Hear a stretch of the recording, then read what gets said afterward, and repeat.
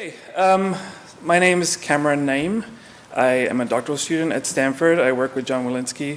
I sometimes think of myself as Igor to his Dr. Frankenstein. But just to give you a little bit of information about the SEC cooperative strategy and the scenarios that we've created, and the first step, which was the librarian survey. So as John mentioned, this is our scenario, that we have a group of subscription journals, perhaps in conjunction with a set of open access journals, that decide to form an open access cooperative.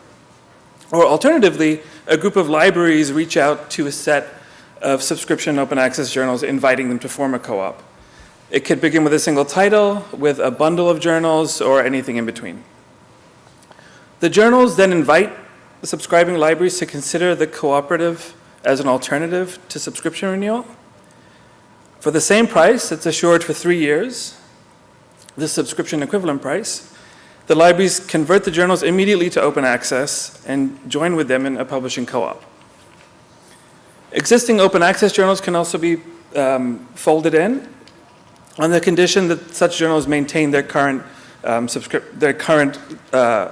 open access model of support for the 3-year period.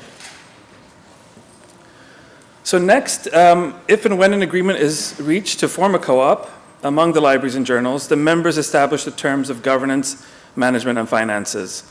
They collect and share data on publishing and management costs and on integrating and upgrading in-kind support, including web hosting, software support, the kinds of in-kind contributions that libraries make all the time.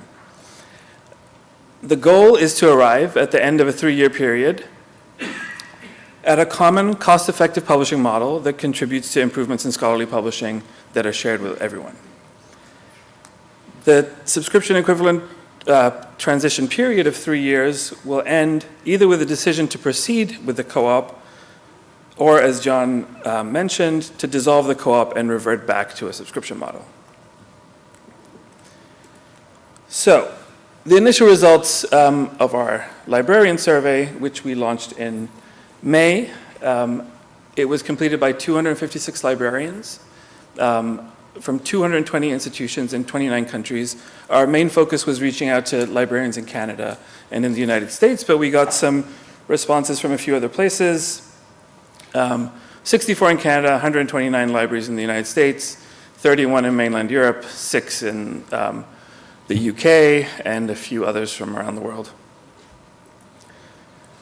So what you're seeing here is a response to a question on reasons why the SET seems like a promising strategy for advancing open access. And I don't know how well you can read this in the back, but all you really need to pay attention to is that the blues are agree,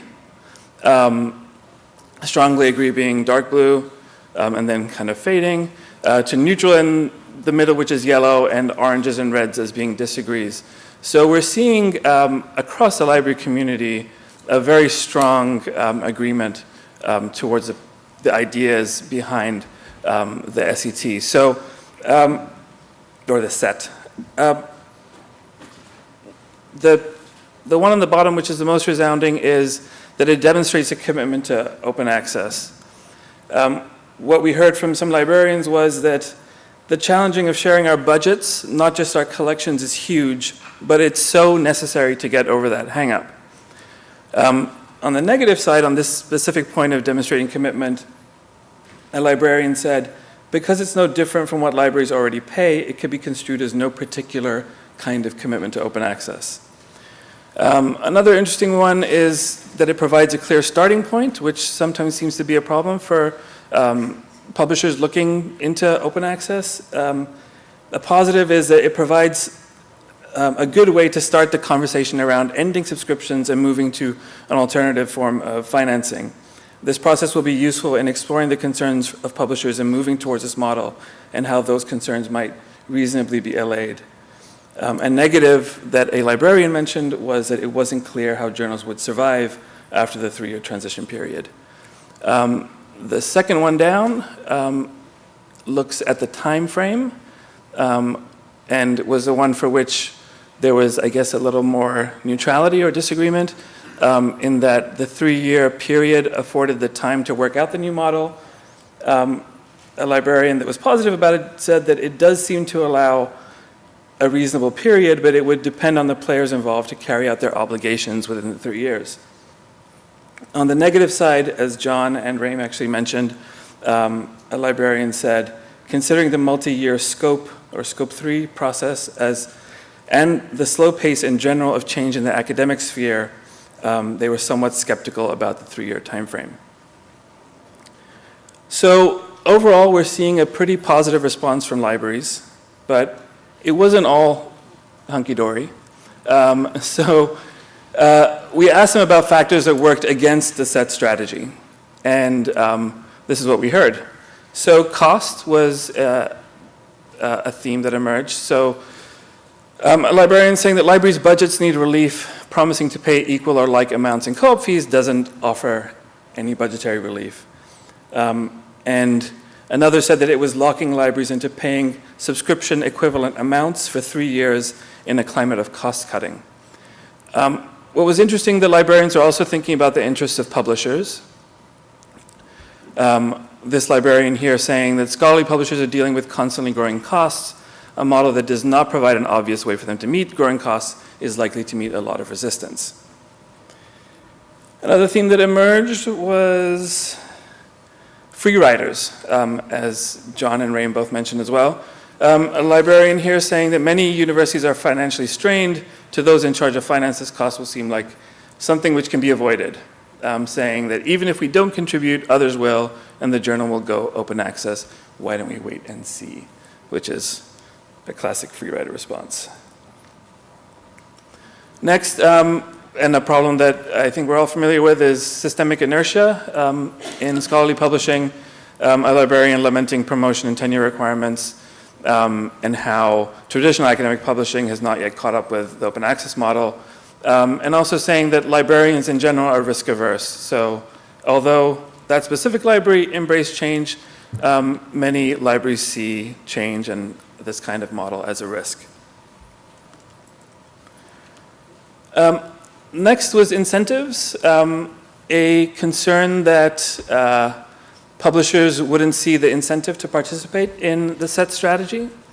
A librarian here saying, unless faculty, funders, and libraries are willing to walk away from subscriptions, that there's no incentive for publishers to participate. Sustainability also came up. The question of what happens when the 3 years are up, and John addressed that to an extent. The model is new, so there are no standard approaches for creating contracts and agreements between journals and libraries. Many journals lack the autonomy to move to this model. And finally, a question of governance. So as a library, well, this librarian lamented, as a library we could be involved in multiple set co-ops, each one organized around one or more journals. This sounds like an administrative and political nightmare. Although this librarian did say, but hey, perhaps I can get EBSCO to manage all my set co-op obligations. So they said, insert sarcastic tone. This was the overall response to the set strategy and cooperative publishing as a potential for supporting open access. And across the respondents that completed the survey, we saw over 90% of the librarians supporting the set strategy for advancing cooperative publishing, and they recommended that their library explore it further.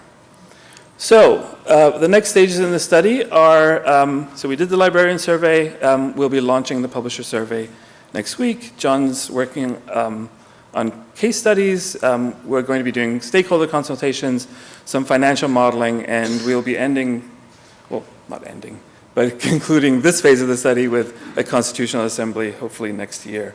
Okay, now we're going to move to hopefully some fun stuff. I'd like you all to go to this link, which is polev.com/SSP-co-op. And I'm not sure why that, I hope everyone is connected to Wi-Fi. If you need the information, it's Weston Meeting Rooms. And the password is Aries1 with a capital A. If you have trouble logging on, put up your hand. We can come give you a hand.